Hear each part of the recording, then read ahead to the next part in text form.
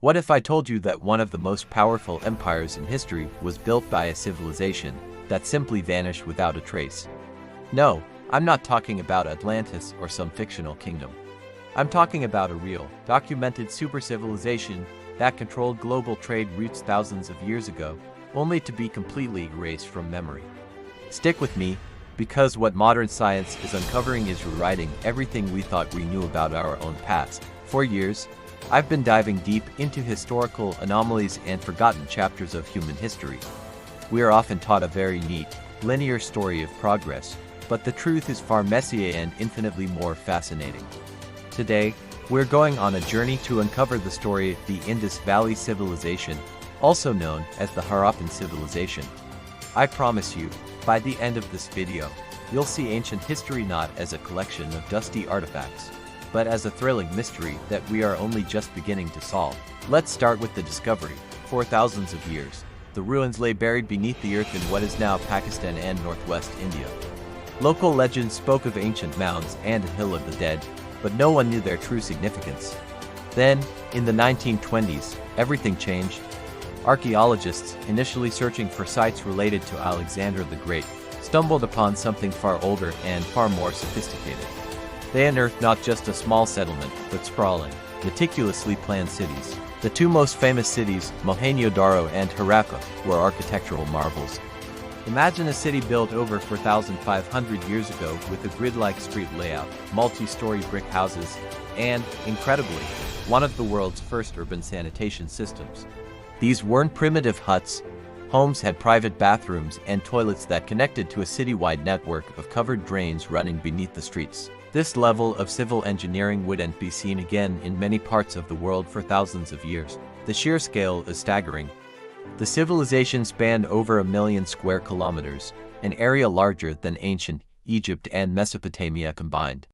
At its peak, its population may have reached over 5 million people.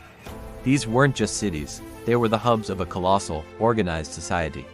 So how did this civilization become so powerful? The secret lies in their mastery of trade. The Indus Valley was a global trading powerhouse. Archaeologists have found Harappan seals, small, intricately carved stone objects used for stamping goods as far away as Mesopotamia, modern-day Iraq. This is like finding a Made in New York tag in ancient Rome.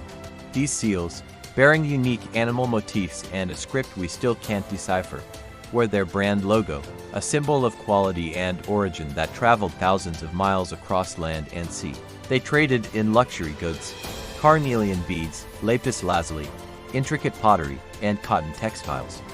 The Indus Valley is one of the first places in the world where cotton was cultivated and woven into cloth. Their merchants established vast networks, connecting the Indian subcontinent with the Persian Gulf, Central Asia, and the great civilizations of the Near East. They built sophisticated ports, like the one discovered at Lothal, which featured a massive man-made dockyard. This wasn't just casual bartering, it was a highly organized, state-level economic system that fueled their prosperity and allowed their culture to flourish for centuries. They were the Amazon of the ancient world, shipping goods across continents and building an empire not on military conquest, but on commerce. And then, around 1900 BC, something strange happened. They vanished.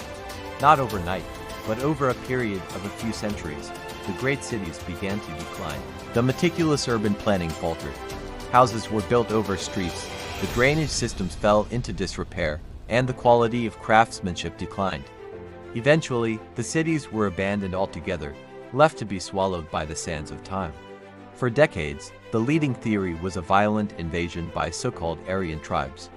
This theory, popularized by archaeologist Mortimer Wheeler, pointed to skeletons found scattered in the streets of Mohenjo-daro as evidence of a final, bloody massacre. But modern archaeology tells a different story. Close examination of those skeletons revealed no signs of battle injuries. There were no layers of ash, no signs of widespread destruction you'd expect from a massive invasion. The invasion theory has been largely debunked. So, what really happened? The clues point towards a much more insidious culprit: climate change. Scientists studying ancient climate data have discovered that around the same time the Harappan civilization declined, the monsoon patterns in the region shifted dramatically. The reliable summer rains that fed their rivers and supported their agriculture became weaker and more erratic. The Gagarhakra River, once a mighty waterway that was the lifeblood of many Harappan settlements, began to dry up, eventually becoming the seasonal stream it is today. Without a stable water supply, their agricultural base collapsed. The very foundation of their society crumbled. It wasn't a sudden cataclysm but a slow, grinding environmental crisis that forced people to abandon the great cities and migrate to smaller, more rural settlements in the east and south. The great civilization didn't die in a blaze of glory. It slowly faded away as its world changed around it. This brings us to the most tantalizing mystery of all, their legacy and the legends they left behind. One of the biggest puzzles is their writing system. The Harappan script, found on thousands of seals, has never been deciphered. Over 400 unique symbols have been identified, but without a bilingual text like the Rosetta Stone, we can't read their words. What stories did they tell? What were their laws, their poems, their histories? Unlocking this script is the holy grail of Indus Valley archaeology. It holds the key to understanding their beliefs, their government, and their view of the world directly from them. But even without their written words, their influence echoes through time. Some scholars speculate that many aspects of later Indian culture and religion have their roots in the Indus Valley. The bull motifs on their seals bring to mind Nandi, the sacred bull of the Hindu god Shiva. Figures seated in what looks like a yoga pose have been interpreted as early depictions of a proto-Shiva. The focus on water and ritual bathing, so central to Harappan cities with their great bath at Mohenjo-daro, is a core element of Hinduism today. It's possible that as the Harappan people migrated and dispersed, they didn't just disappear. They assimilated, and their beliefs, traditions, and stories blended with those of other groups, becoming part of the foundational fabric of one of the world's oldest living cultures. The lost civilization was never truly lost. It just transformed, its legacy hidden in plain sight within the traditions that followed. The story of the Indus Valley civilization is more than just an ancient history lesson. It's a powerful reminder that even the most advanced societies are vulnerable.